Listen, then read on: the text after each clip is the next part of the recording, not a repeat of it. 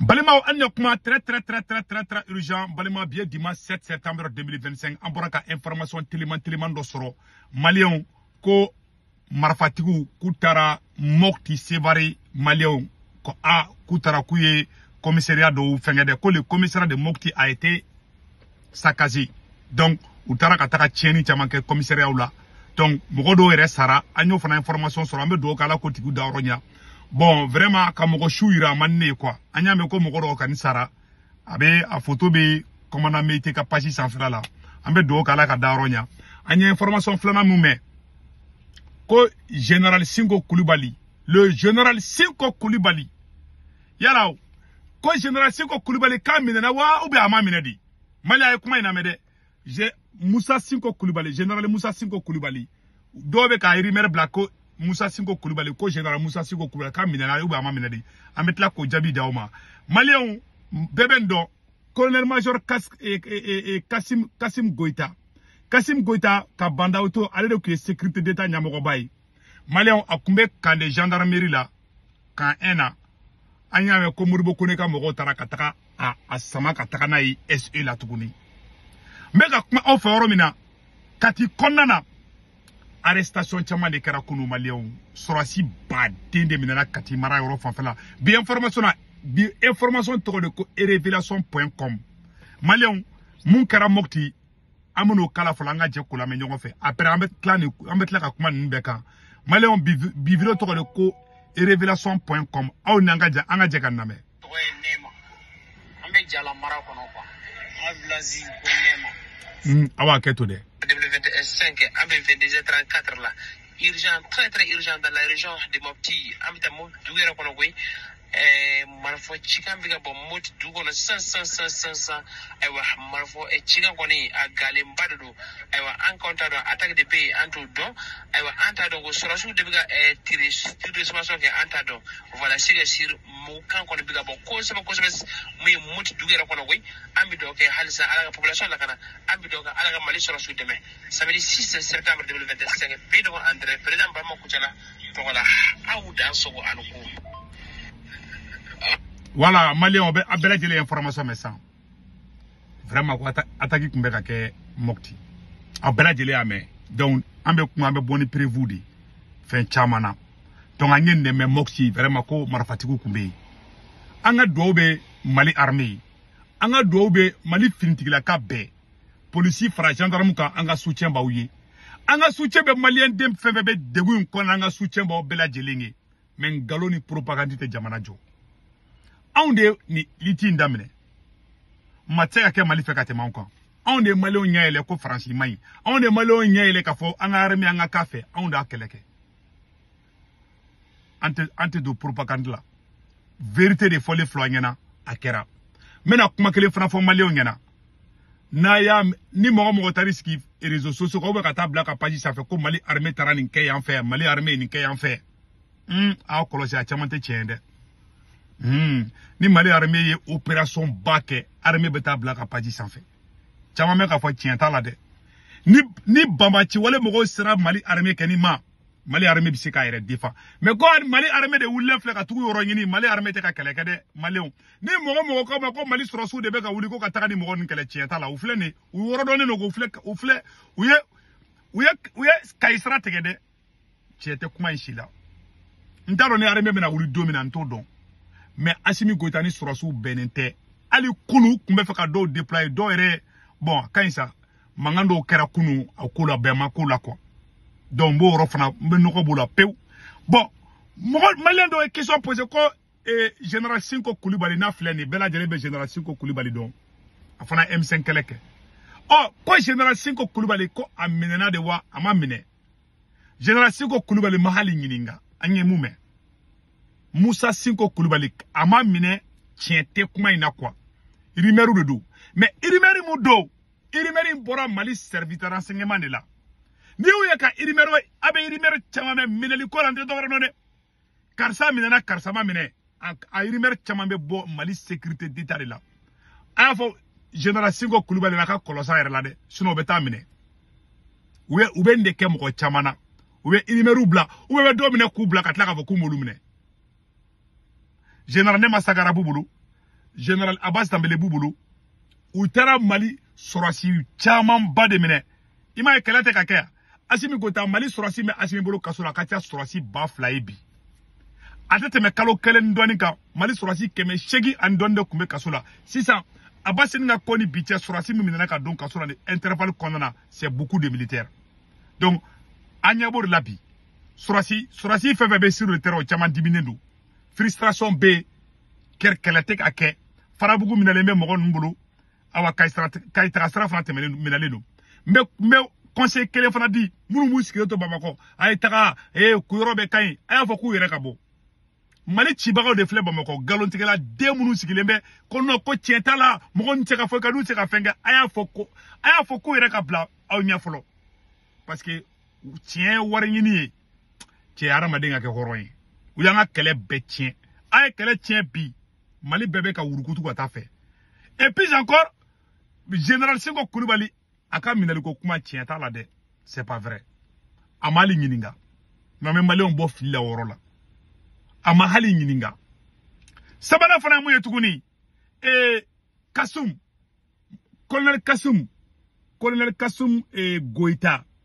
colonel Kasum Goïta ani Assimi jamu bɛɛ ye kelen ale de tun bɛ Mali service de renseignement ɲɛmɔgɔya la ka banda u to fanga la u y'a minɛ ka don kaso la voilà ale tɔgɔ de colonel major Kassim Goïta donc u y'ale minɛ ka don kaso la bandaw minɛlen u y'a minɛ ka don kaso la donc ale minɛlen ka don kaso la sisan a tun bɛ camp 1 de la ko Modibo Kone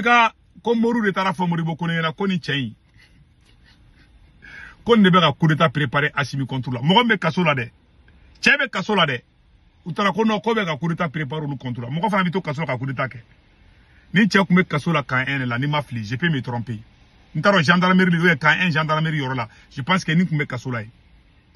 wallahi u taara cɛ minɛ u y'a minɛ ka taa n'a Mali service de renseignement na u bɛ k'a torturer an bɛ yɔrɔ min na ko bi u ye ni cɛ in minɛ u bɛ k'a torturer ni cɛ filɛ ne t'a fɛ ne tɛ nin défend dɛ parce que ni bandaw ninnu bɛɛ tun bɛ côté kelen na ne ka n t'a défend mais n bɛ Abbas ni ne ma kɛ n défend mais ni tiɲɛ na n tɛ nin défend mais u taara minɛ n kɔni bɛ information kɛ di mais n t'a défend voilà parce que ni bɛ mɔgɔ fana kɛlɛ i ka kɛlɛ tiɲɛ kan ne tɛ Assimi fɛ mais ne tɛ nkalon fana tigɛ n ko m'a nɔrɔ Assimi la quoi parce que ni ye nkalon nɔrɔ mɔgɔ la dɔrɔn i tɛ s'a la n'i bɛ fɛ i ni mɔgɔ bɛ kɛlɛ la ala k'i sago k'i ye kana to ka nkalon nɔrɔ a tigi la ne bɛ kuma fɛn fɛn fɔ Assimi ma ne bɛ se ka fili dɛ mais ne tɛ nkalon imaginer ka nɔrɔ Assimi la jamais ne tora ka nkalon nɔrɔ dɔrɔn mɔgɔ la ka imaginer dɔrɔn ni mi kɔlɔsi i tɛ s'a tigi la fo ka diɲɛ wuli o ye n ka conseil k'o fɔ bɛɛ ɲɛna ni cɛ in b'u bolo kaso la u y'a minɛ ka taa n'a service de renseignement u bɛ ka torturer n bɛ dan o dɔrɔn de voilà parce que ninnu ni faransi ni bandaw de tun bɛ bon a kɛlen bɛ kaso la comme u yɛrɛma de don ni fɛngɛ comment on appelle la ni samaw yɛrɛma bɛ ka ɲɔgɔn kɛlɛ ni waraw yɛrɛma bɛ ka ɲɔgɔn fara cɛ bakɔrɔni jɔyɔrɔ tɛ yen dɛ an bɛ dan o yɔrɔ ma donc an ye nin information de sɔrɔ an bɛ bɔ ka nin yɔrɔ fɔ aw bɛɛ lajɛlen ɲɛna k'a fɔ ɲɛna n bɛ kuma min fɔ Mali sɔrɔsiw ɲɛna Mopti kɛni a wusura ye marifa ci kan kɛra Mopti fan bɛɛ maliyɛn bɛɛ b'o dɔn voilà bon Kati fana an ye image dɔw ye Kati image kɔrɔ de don quoi marifa ci ko sɔrɔsiw ye marifa ci ɲɔgɔn na Kati tiɲɛ t'a la dɛ sɔrɔsiw ma marifa ci ɲɔgɔn na c'est à dire an bɛ information jɛlen de di quoi ni mun tɛ tiɲɛ an b'o fɔ ko sɔrɔsiw tun bɛ marifa ci la Kati tiɲɛ tɛ dɛ c'est pas vrai o kelen tɛ tiɲɛ ye fiyewu arrestation kɛni kɛra awa Musa Sinko Kulibali ma minɛ fana o fana tɛ tiɲɛ ye donc an bɛ information jɛlen de d'aw ma an tɛ nkalon imaginer ni mun kɛni kɛra an b'o fɔ mun kɛni ye tiɲɛ ye marifatigiw u taara Mopti kɛni kama u ni Bamakɔ cɛ a tɛ tɛmɛ a tɛ kilomètre 30 bɔ bilen u kale kan k'u bɛ don Bamakɔ kɔnɔ bon ne ka vidéo la ye ne ka kuma laban ye mun ye k'a fɔ Mali sɔrɔsiw ɲɛna n b'a fɔ Mali sɔrɔsiw ɲɛna a ye fara ɲɔgɔn kan ka Assimi gɛn ka bɔ yen sinon aw tɛ kisi n'a ma kɔlɔsi a bɛɛ bɛ tenni bɔ parce que mɔgɔ minnu bɛ kan parce que mɔgɔ caman bɛ k'i sigi ninnu tɛ foyi ye virement dɔw sigilen bɛ Bamakɔ kɔnɔ ninnu tɛ foyi ye ninnu tɛ foyi ye aw bolo ko aw bɛ ka minnu ja ye aw bolo ko kunfindenw aw bɛ ka minnu ja ye aw bolo k'aw n'olu de bɛ kɛlɛ la an ni OTAN de bɛ kɛlɛ la aw an tɛ se OTAN na aw sigilen a virumani lagasa den minnu bɛ Bamakɔ kɔnɔ n'u bɛ galon tigɛ denya la n b'a fɔ ka da kan galon tigɛla den minnu bɛ Bamakɔ kɔnɔ n'u bɛ ka mɔgɔw bloquer ko an tɛ se ni mɔgɔ ninnu na dɛ ni mɔgɔ ninnu tɛ se na dɛ an y'an ka sigi dɛ a y'aw hakili sigi dɛ an b'a don ta dɛ an b'a bɔ ta dɛ hey Kayi minɛna na Côte d'Ivoire frontière fankelen bɛ minɛna na an bɛ se ka fɔ yɛrɛ Mauritanie fana frontière b'u bolo Sénégal frontière b'u bolo hali bi aw sigilen bɛ balani fɔlɔ Bamakɔ kɔnɔ ko mɔgɔ ninnu tɛ se fɛn na dɛ an bɛna wuli dɛ an bɛna don ta an bɛna bɔ ta hey aw tɛ se koyi aw ni Assimi dɔrɔn tɛ se aw en tant qu'Assimi bɛ solution tɛ sɔrɔ nin na a bolo ko mɔgɔ ninnu bɛ gin a bolo ko mɔgɔ ninnu sera ka nin force sɔrɔ ka nin kɛ yan cogo jumɛn na a bɛ minnu ye motoni sanfɛ a bɛ minnu ye ni marifanin b'u bolo gros de b'u kɔfɛ tubabuw de b'u kɔfɛ tubabu ninnu de tubabuw ka expert baw de bɛ sur le terrain aw tɛ ko in dɔn Assimi tɛ se ka ko in Assimi kelen tɛ se parce que aw bɛ ka nasɔngɔnin sɔrɔ la aw bɛ fɛ toujours k'a fɔ k'a ɲa aw ka wari sɔrɔ mais a bɛ kɔnɔyaw da aw sigi don dɔ la terroristes b'a caman aw caman kidnap aw caman jaso don dɔ la aw tatɔ la yɔrɔ dɔ la aw ka dugu la taga tɛ ba tɛ aw b'a dabaraba denya la Bamakɔ kɔnɔ u b'u ɲɛna to aw la n'a ma kɔlɔsi u b'aw minɛ je vais être honnête avec vous aw bɛ ka vie de bila risque la o de kosɔn n b'a fɔ adamaden an ka ala ka hakili ɲuman d'an bɛɛ ma donc an ye nin yɔrɔ de sɔrɔ n'an bɛ bɔ ka nin fɔ maliyɛnden bɛɛ lajɛlen ɲɛna donc Mali sɔrɔsiw a ye Assimi gɛn n'aw ma Assimi gɛn aw bɛɛ de bɛna fanga in perdre aw bɛ taa CPI la Assimi filɛ nin hakɛ de bɛ ka Assimi kɛlɛ koyi ala ka hakɛ de wulilen bɛ Assimi nɔfɛ maliyɛnw de bɔra ko M5 kɛlɛ ko ka système changer yurugu ka kɛlɛ ka bɔ jamana kɔnɔ jamanadenw ka fantan ka hakɛ dama ka maliyɛnden bɛɛ ka hakɛ dama Assimi m'o kɛ Assimi nana Mali kɛ ma famille d'abord ye an tun bɛ ka fɛn minnu kɛlɛ système minnu kɛlɛ Assimi nana ka dɔ de fara u kan ala tɛ se ka ɲɛ Assimi bolo wallahi ala t'a ɲɛ a bolo n'a ɲɛna Assimi bolo n'a ye tunkaraden a ka fɔ ko tu ɲɛmɔgɔden tatɔ filɛ nin ye a tɛ ɲɛ a bolo n'a bɛɛ ni n ka diɲɛlatigɛ cɛ a bɛɛ ni n ka tunga cɛ a tɛ ɲɛ Assimi bolo aw tɛ hakɛ dɔn hali bi hadamaden bɛ janfa kɛ a tɛ kunna sumaya fo ka diɲɛ wuli n bɛ ka yɛrɛwolo kuma de fɔ wa yɛrɛwolodenw de bɛ nin fama ɲamaden tɛ se ka nin yɔrɔ ye ɲamaden tɛ se k'a dɔn k'a fɔ ko min bɛ k'a fɔ ko tiɲɛ dɔn ni nkalon don parce que halalaw de bɛ nin faamu n bɛ ka kuma fɔ halala kuma de don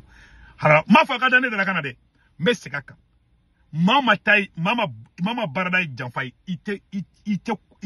ɲɛsumaya i tɛ se ka sɔrɔ i ka vie la o ye nkalon o ye tiɲɛ de maa ye janfa kɛ ala t'i sanna min ma don awa hakɛ de wulilen bɛ Assimi nɔfɛ corruption Assimi nana sonyani min kɛra Assimi tile la a ma kɛ tile si la ni sɔrɔ Assimi ko k'i bɛ tugu Assimi kɔ i ni Assimi bɛ taatɔ de filɛ jiwoyo fɛ ala sago aw sago a ye wula ka Assimi gɛn Assimi gota an b'a demander Assimi yɛrɛ fana fɛ Assimi ka démissionner a ka Mali bila Assimi n'i bɛ hɛrɛ fɛ démissionner i ka Mali bila Assimi gota démission arandi i ka Sadio Kamara wele i ka fanga di Sadio Kamara ma a bɛɛ ni n ka diɲɛlatigɛ cɛ ne ye Sadio kɛ Mali président bi ni ye Sadio Kamara kɛ Mali président bi a bɛ maliyɛn bɛɛ fara ɲɔgɔn kan a mais Assimi tɛ se il n'est plus crédible Assimi sɔrɔsiw fara ka bɛɛ fara ka maliyɛn bɛɛ fara ala t'a to a da wallahi ala kɛlɛ de bɛ Assimi kɔ bi ni maliyɛn minnu ko k'an bɛ Assimi kɔ gɛlɛya mana u ma essence tigɛ an na a nɔ ye aw bɛ tile fila na bɛ pɛkɛ la mais billahi aw bɛ tila k'aw da changer yan aw tɛ gɛlɛya dɔn hali bi ne ye gɛlɛya kɛ Mali la ne b'a dɔn ne ye maliyɛnden halala de ne b'a billahi gɛlɛya m'aw minɛ hali bi a ka vidéomanin minnu bɛ Bamakɔ kɔnɔ olu bɛ nkalon tigɛ denya la billahi don dɔ bɛ k'a la a bɛ gabakurun kɛ ka ninnu bɔ kare kun na parce que u bɛna nkalon dɔ tigɛ gɛlɛya b'e la parce que u ye Mali ko kɛ de hali ni bɛ ka sa de k'i kana fɔ ko n'o tɛ ko o bɛ dimi o bɛ Assimi ka c'est-à-dire e satɔ dimi b'e kan k'i kana fɔ ko yayi ko n'i y'o fɔ dɔrɔn k'o ma ɲi Assimi ka fanga ma ko ni kunkolo bɛ k'i dimi k'i kana fɔ k'i kunkolo bɛ k'i dimi dɛ ko ayi k'o ma ɲi Assimi ka fanga ma ko ni i bɛ ka c'est-à-dire ko ni dimi b'i la ko ni kunkolo bɛ k'i dimi i kɔnɔ bɛ k'i dimi gɛlɛya b'i kan i bɛ ɲini ka sa i degunnen don k'i kɔnɔ fɔ dɛ k'i ka sa mais i kana fɔ ko degun b'i kan i kana fɔ ko bana b'i la parce que ni b'i ka bana fɔ i tɛ fura sɔrɔ a la u ko k'an kɔnɔ si fɔ ko n'i y'o fɔ dɔrɔn ko kɔrɔ k'i bɛ Assimi contre la k'i da ka sa k'a firi denw a ye denw lamɔ dɛ billahi tallahi nyamadenw de filɛ ka halaladenw place mun na Mali kɔnɔ bi ne mɔgɔ dɔ bɛ ka kuma Mali kɔnɔ bi ni miiri a mɔnɛ tɛ se ka ban quoi c'est à dire kuma bɛ ka di den qualité dɔ ma Mali kɔnɔ a man ka di minnu ma mais a y'o sigi jamana in bɛ tila ka segin halaladenw ma n'a ma kɛ a ka fama tu ɲɛmɔgɔ de aw de b'a ka an ka Mali ko yɛlɛma ka kɛ mɔgɔ ko ye ka kɛ Asimi de ye Mali hali ni syndicat wulila ko ka hakɛ fɛn ne don u b'a fɔ ko non ko bɛ ka fɛ ka Asimi ka fanga dafiri a nami denw u bɛ réseau kan fan bɛɛ mais mun fɔ sɔrɔsiw ɲɛna ala tɛ Asimi to yen ni sɔrɔsi min ko k'i bɛ tugu Asimi kɔ i n'a bɛɛ bɛ taa jiwoyo fɛ parce que il peut plus a tɛ ɲɛ a tɔ bɛ tiɲɛ ka taa fɛ de aw a tɛ ɲɛ bilen dɛ pourquoi k'a fɔ Asimi ka bɔ yen Asimi ka démissionner a ka fanga di Sadio Kamara ma o ye ne ka solution ye Asimi ka démissionner Sadio Kamara ka Mali ta ka bila arayi k'a banna c'est tout ne kɛ n dalen bɛ Sadio Kamara de la o ye ne ka vision ye sɔrɔsiw y'a fara ɲɔgɔn kan a ka fɔ ko Asimi ka fanga bila a ka Sadio diyagoya a ka taa Sadio bila kuluba a ka Asimi dégager ka bɔ yen aw ni ala cɛ maliyɛnw bɛ ka sa kayi bɛ embargo bɛ kayi kan Batulu Ɲang filɛ Batulu Asimi suguru filɛ Guinée non hey n bɛ vidéo bila yɔrɔ la quoi cɛ an ka jamana bi se an ka non ka ɲi cɛ ka ɲi c'est bon n bɛ vidéo bila Mali sɔrɔsiw n'a y'a Asimi to yen wallahi billahi a ka baara bɛɛ bɛ ka bolo fu ye cɛ an ka jamana bin cogo juguyara an ka nin ko ka ɲi cɛ c'est bon parce que mɔgɔ baw de b'an lajɛ quoi donc kuma bɛɛ tɛ se ka fɔ quoi an bɛ dan yɔrɔ la ala ka n bɛ dugawu kɛ Mali ye n bɛ fɛ maliyɛn bɛɛ ka n dugawu minɛ yanni n ka bɔ vidéo la mama de bɛ fɛ Mali ka diya Mali ka ɲa maliyɛndenw k'u diya maliyɛndenw ka hakɛ ka sigi u ma o ŋanige bɛ mama la ala ka barika d'o la mais mama tɛ fɛ Mali ka ɲa mama bɛ fɛ Mali ka bin pewu Mali ka bin a jugu bolo bi